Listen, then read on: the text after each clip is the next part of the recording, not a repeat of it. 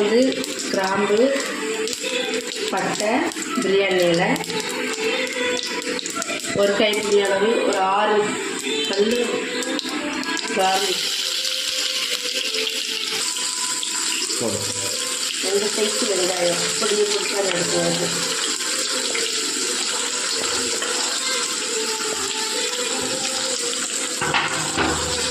Mix பண்ணுவோம்.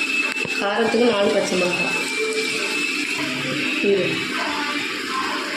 கொஞ்சோண்டு இஞ்சி பூண்டு பேஸ்ட், இஞ்சி பூண்டு பச்சை வாசனை